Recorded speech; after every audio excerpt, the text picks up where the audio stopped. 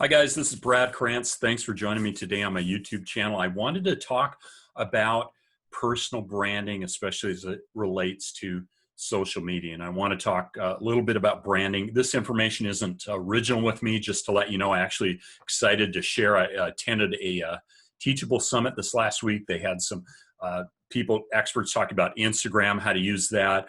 Again, how to, branding, what it is. It was presented by Tailor Brands. So I'm providing some of the outline notes I took on that, and then how to shoot videos. So some really great stuff. But I think for those of us that are in on social media, that we're using it as a business platform, whether it's here on YouTube, if it's on LinkedIn, if it's on Facebook, if it's on Instagram, whatever it is, we want to do a good job. We want to be professional. And so I wanted to talk a little bit about and just share some tips on this to hopefully help you out and add value to how to build a strong brand, especially personal brand. I'm not talking on a corporate end, but individual brand. They talk about number one, the three C's, which I'll get to sharing with here, and then the power of interaction. Social media, if it's nothing else, it's about creating a dialogue. And how do you manage that dialogue? How do you create engagement? All those things. But here we're going to talk about your brand and how that relates. So I'm going to share a little bit of a humorous slide here.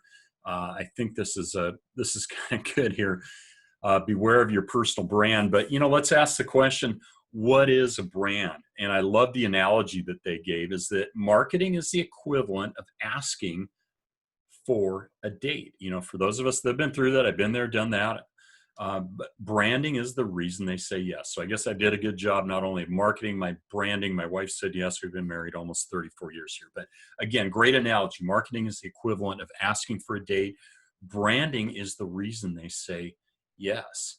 And part of the issue here on branding is when we're talking, when we're communicating, when we're creating dialogue and hopefully engagement on our social media platforms, we want to make sure that we're consistent. Okay, that's a big one. Again, that's part of one of the three C's that I'll get into here. But what happens if you're inconsistent, that's going to create confusion in the mind of your viewers, your audience, etc. And that confusion in essence or ultimately will lead to distrust. So if you're inconsistent, you're going to ultimately create distrust, and that's not a good thing. One of the facts they shared was, and I have to say hearty amen to this, a confused mind always says no. So if your message is not clear and you're creating confusion, people aren't going to buy your product or service or really probably want to even engage with you. So you want to make sure you're clear. Interesting other note here, we've heard this, that you only have one chance to make a first impression, correct? And online, you have 7 seconds to make that first impression. So it's got to be good, and that has to be incorporated into your brand. Who are you? What do people see when they go online? And I want to say what people see from me is the same, whether in person or online. I'm not a different personality online than I am in person, and vice versa. So I work to make a good first impression with people. Number one, your brand is your reputation. Okay, they're interchangeable. They're not interchangeable. They're interrelated. Your brand equals your reputation. Your reputation equals your brand, and that's first and foremost. If you've got a great brand, you got a great reputation. If you have a poor brand, you have a poor reputation. So you've got to decide what it is. You have to gear your message and content to strengthening that brand so your reputation is enhanced and built up. Because guys, reputation is everything. It could take months, if not years, to build your reputation, and only seconds, if not minutes, to lose your reputation. So you got to be careful about who you are on your online. And then another important point is your brand is not so much what you think it is. You might think, hey, this is what my brand is. Okay, you're all that in a bag of chips, but guess what? It's what other people think or feel when they interact with you or your business online. So it's other people's perceptions. You might think you're portraying this, but the people you're engaging with or dealing with online, not so much so. It's what they think or feel when they interact with your business. So you've got to be really careful with that. So how do you create a great brand? I'm just going to do a quick screen share here again and talk about the three C's here. I think this is really good. Let me blow this up here real quick. And there we go. These things don't stay up.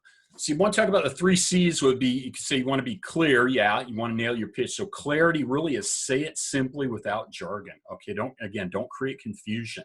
All right. And then consistency, you say the same thing everywhere. So I'm consistent on the message that I post, whether it's on my Facebook personal page, which is more geared to my personal friends and that. My business page is geared toward my business. My LinkedIn business page and Facebook business page have the same profile. Okay. And that's important. That's designed that way. So I say the same thing everywhere, and then Instagram as well. So I'm consistent in my message. You have to figure out what it is you want to say and how to be consistent across the platforms that you're on. So again, say the same thing everywhere. And then credibility, sometimes say your competency, but credibility or constancy, it's really the quality of being faithful or dependable. And that's huge. That gets back again to your brand equaling your reputation. Credibility, you've got to look the part and be seen as trustworthy. Because guys, face it, again, if you have only 7 seconds to make a first impression online, if you're not, people will not follow you. I just had a gentleman on LinkedIn that reached out of the blue and had an investment opportunity for me.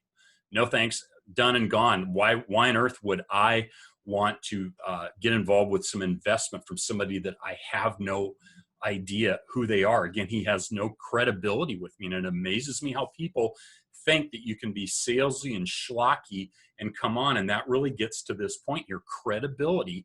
You've got to look the part and be seen as trustworthy. And that trustworthy building, that takes time on social media, right, guys? Gary Vaynerchuk talks about this all the time. It is a long game. It's not a short game. You've not only got to be clear, you've got to be consistent, and you've got to be credible, but you've got to do that over a period of time. So you develop that trust, you develop that rapport with people. I only work with or deal with people in business that I know and trust. And it's not people that send me a solicitation, a personal message or whatever, and they want me to get in some deal. I need to know who you are and what you're about. So that's what we're trying to build here, guys. So you want to be clear in your message, you want to be consistent, and you want to be credible. And the other one here is a really big one.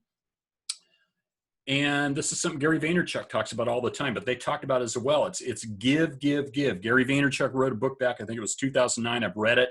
Jab, jab, jab, right hook. Okay. It's about adding value first. Your content's about adding value. So you're not looking for the sale. You're not looking for the right hook. You're looking to jab, jab, jab. You're adding value. And I can't stress this enough. 90% of what I do is all about adding value. It's not about promoting my business. I'm going to talk about that here real bit quickly. I'm going to tell you what I do, but it's about adding value. Are your posts adding value on Facebook? Are you just passing along junk, or what I call pass-alongs or hee-hees and ha-has? I'd probably stay away from politics and religious issues. I'm a Christian. I post some of that stuff on my personal page, but on my business page, I'm really about business. But those are part of my values, but I'm there to add value. So you want to make sure you are adding value in your posts. You're looking out what's going to interest or attract other people. How can I add value to somebody? And again, it's not about sales, trying to close a deal, trying to get them to spend some money. You are trying to add value. So along with the 3 C's, and I think along with the third one there, is providing value. I can't understate this enough, guys. I see so many posts that there is zero value. People are just out, like this guy that reached out to me today. They're just out thinking they can reach out and make a sale or get somebody. I get these people from Bitcoin and Forex reaching out all the time. Not so much anymore, because I generally block them because they only have one task and one task only, and that's to ask me if I'm interested in their deal. They provide zero value, guys. So be really careful. That's really big to me. It's really big to people who are professionals or who are serious about social media. So provide value. Okay, guys, enough said on that. Lastly, some questions to ask. I'm going to post these in the body of my YouTube description here so you can see what they are. But, who are you? You got to ask that question. I'm a professional network marketer. Okay, I say that with pride. That's who I am. It's clear on my LinkedIn and my Facebook business page and my Facebook page what I do. But who are you? And then who do you serve? What market are you trying to reach? What type of people are you trying to reach? You want to ask that. And then what is your promise? Okay, and if you haven't thought this out, take some time to think these out. It's part of your branding strategy. And then what's your offer? What are you offering in the way of a product or service? Okay, And then lastly, you shouldn't have to say this, but how do people contact you? People have to have a way. If you're trying to reach out to people, how can they get back in touch with you? Email, phone number, you know, PM or DM, whatever it is, they've got to have a way to reach back to you. So make sure you have your contact information available. And then if you have a physical location, storefront, where are you located? You know, let people know where you're at so they can come down and visit you if you have a storefront. I don't have a personal residence. I work out here, but by and large, I'm not looking for people off the street. So, but you do have to let people know where you're located. You know, if I'm in Seattle, I'm probably not going to go to a store in New York or Utah or something like that, where I'm going to go something local. So people want to know where you're located. So make sure then you can get into your logo and design, which is a whole different topic. So guys, thanks so much for tuning in today. I hope this provided you some value. That's my goal here is you look at personal branding, hopefully just from Brad, my personal spin on it. It's been helpful. Certainly feel free to hit the subscribe button if you'd like to get more messages or be notified of future videos I do. I do a Monday morning leadership every Monday. So if you want to learn about some leadership stuff, feel free to tune into that. Also, I'd love to connect with you on social media. So I will provide the links. You're welcome to reach out and connect with me there.